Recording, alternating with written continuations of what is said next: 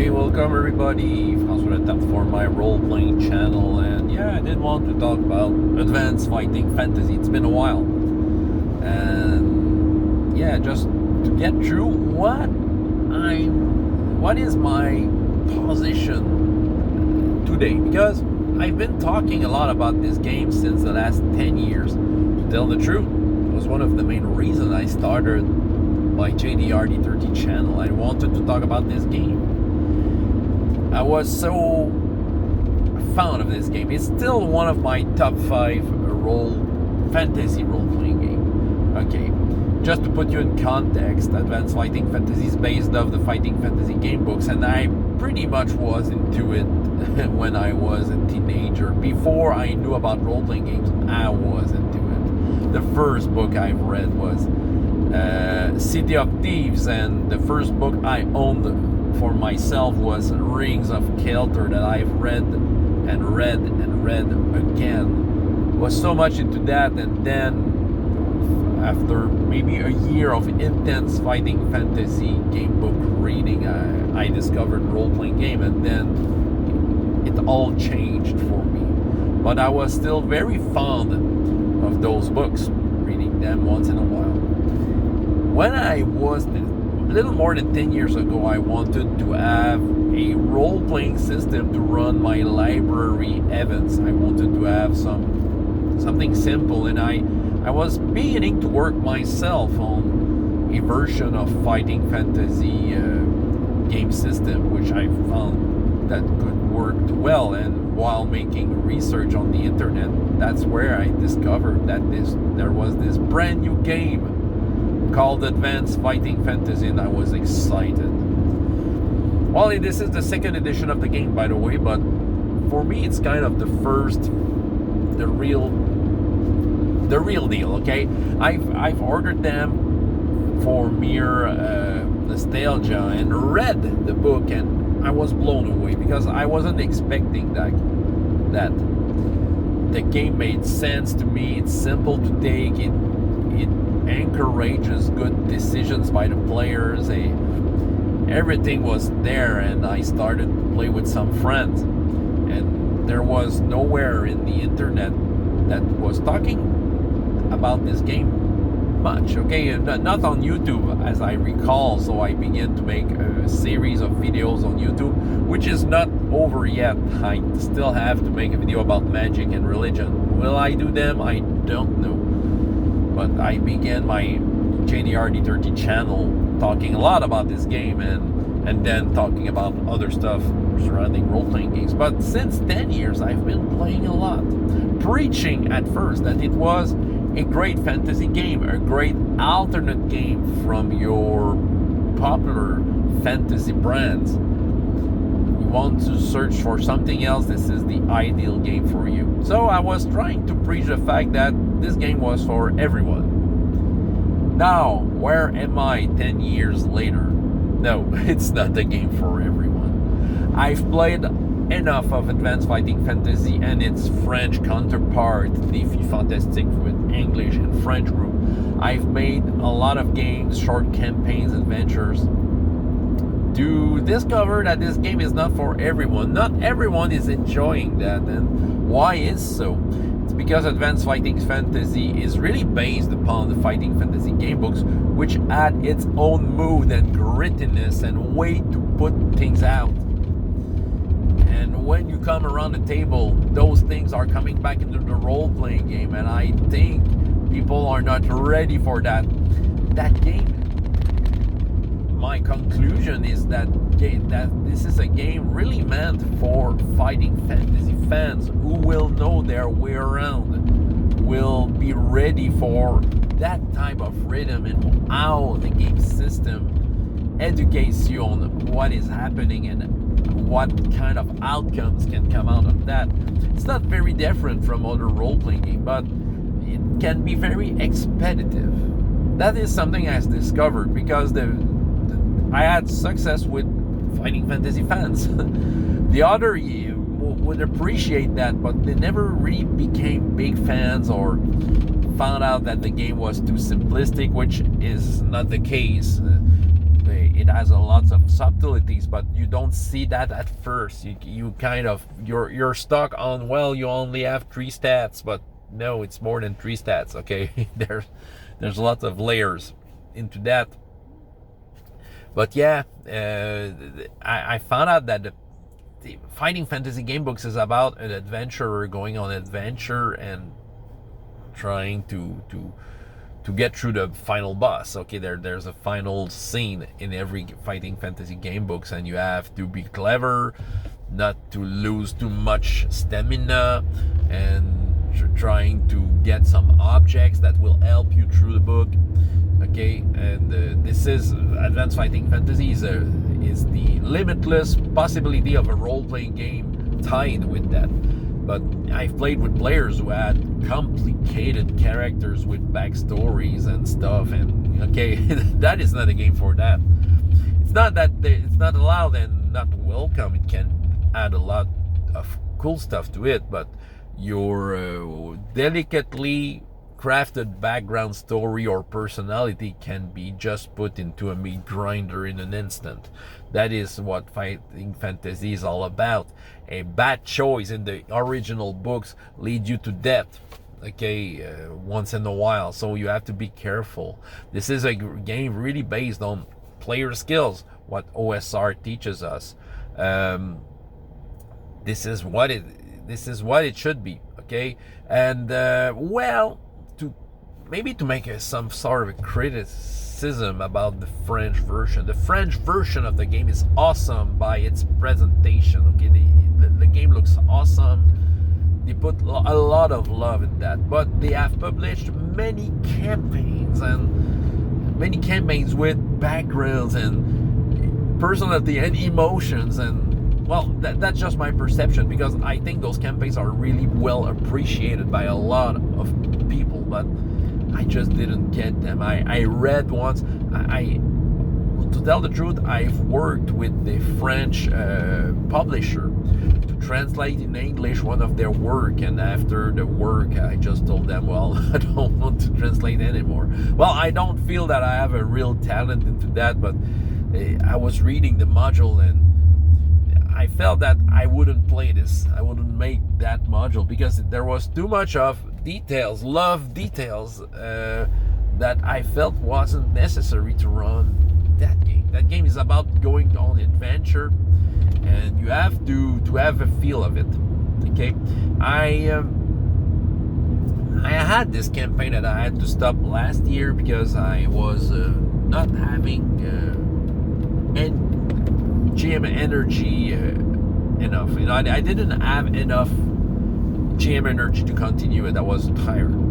So with this group, I became a player and someone else became the game master, and we began to play Uncharted Worlds, which is a completely different game. But with them, I was playing Advanced Fighting Fantasy in French, and that was the same problem. Okay, I was with some of the players were fan of the game, and they were kind of getting it, and others, well, I felt that they really didn't enjoy. They were confused by the way the game was run. Sometimes you have to roll low, sometimes you have to roll high.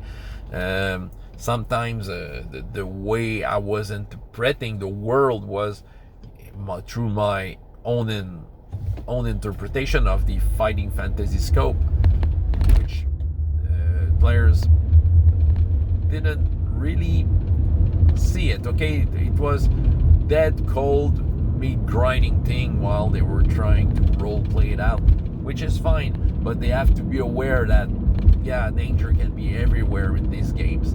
And when we finished, I was trying to run Citadel of Chaos, which I was very excited to get my hands on the adaptation of the game book for the role-playing game. And when we ended up campaign, they entered Balthus Dire Tower, the Dark Tower, and yeah, I was thinking to myself, well, this is a real meat grinder. You have to think like an adventurer. You couldn't roleplay it out all the way through, though it could help. Being a very open game master and very my ears are open for their needs and really open for anything. But at some point, the game will tell you, well, you roll the dice, and that's what is happening. Okay, the game system will lead you somewhere at some point. So yeah, I really, the next time I will start something in for this game, whether it's in English or in French, it really will be with people who are fans of fighting fantasy. I will more carefully choose those people, or people who are willing to get past their upsetness, okay, about their expectation. Because yeah, I think it's all about expectation. When you play current fantasy games and you come with advanced fighting fantasy, this is something different. Okay, they're yeah, you have to be aware of that. And also, what I've discovered in the last 10 years is, mechanically speaking, in the game book, they talk about the luck score.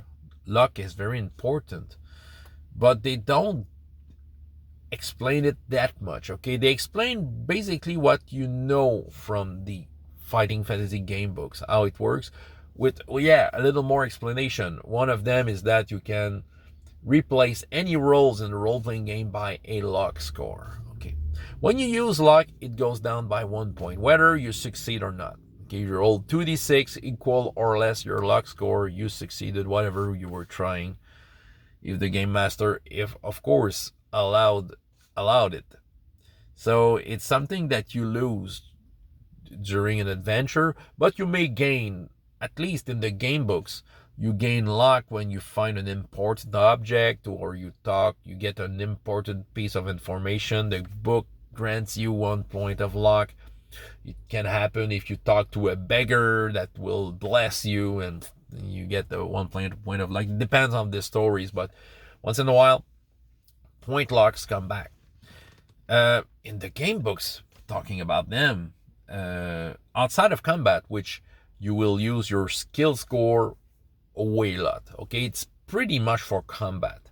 But outside of combat, when you read a game book, okay, you have the text, you have a choice, you choose your next paragraph, and you read through, and most of the time there's no role, it's just player skills. Of course, this is a game book, no game master. I think it's convenient not to roll too much, because you have to control whatever is written in the book. So, but this is pretty much player skills, as I said. But when they call for a dice roll, most of the time they will call for a luck roll. You're trying to jump over that chasm. Test your luck. Okay, they don't use skill. It may happen once in a while that they call for a skill roll, but all I can tell you is that luck is the most used stat outside of combat in the game books. Coming back to the role-playing game, that's where I was going. They talk about luck, but not that much. They praise a lot the use of skill, which makes sense. It's a role-playing game. You want to have your characters with lots of details. You want to make character unique. Of course, you have your pretty much vanilla skill score like in the game books, but over that you have special skills that will define your character. So of course, skill is very encouraged to be used, and it makes sense many times, since if you're good at something, well, why not use it? Okay, but personally, I try to get that game book feel, and I do call a little more, not much, but I think I do call a little more for luck test than I think it is intended to. Just to keep the player in tension, just to have them lose their luck points and feel the tension. Of course, they can use their skill. Okay, you can use your skill score anytime. Your luck score instead of a skill score anytime, because you will use your skill unmodified most of the time. I think there's some instances where luck can be changed, but I tend to ignore it. I use your luck as it is. And when you use your skill, well, there can be some modifiers involved in your final score. So you can have penalties. And I saw often occasions where they were trying something very bold and that were calling for a lot of penalties. And let's say they would need to roll 4 or less on 2d6s, and and their luck score is still intact. Let's say they have 10 in luck, so they will use luck instead. Okay, and I think it's a very cool mechanic. That's something that I love. I love to create tension. I kind of feel of how to do it fighting fantasy way. And like I said earlier, I feel the joy into the players who already are fans of those books, because they kind of understand where I'm coming from with that call that looks like what they would see into a fighting fantasy game book, but with the joy of a role-playing game. So yeah, my position right now is that advanced fighting fantasy is not for everyone. Everyone is welcome to play with me if it happens to, but you have to be I will make that declaration, that statement to start with, to say it, well, this is a different kind of fantasy game in some aspects. You might be surprised on how much punishment you can receive into that game. Yeah. And Titan is some sort of a crazy world. Everyone, well, in the game was everyone, if you go fight anyone, they all fight to the death. Well, I think it's just convenient for the format. This is a game book, so there's no game master deciding, making your opponent intelligent. Okay, so you have to fight it to the death. Sometimes you have options to get away from the fight if they allows you in the textbooks. But now in a role-playing game, of course, I will play logically. I won't get that fighting fantasy feel of fighting to the death. Okay, I will make my monsters and adversaries more intelligent, and they will get away, because a bad die roll could be really fatal into that game. I love that game. I talk about it with passion. But now I more know for who this game is meant to be played with. But like I said, everyone can try it. This is an experience, and more subtle than it seems. So, but yeah, that's what I had to say. Okay, about advanced fighting fantasy. This is still a great game. It's still high on my list of game I want to do. So it will come back at some point. That was my ramble, François Letarte, for my role-playing channel. And up to next time, I hope you have as much fun in your life as in your games. Goodbye.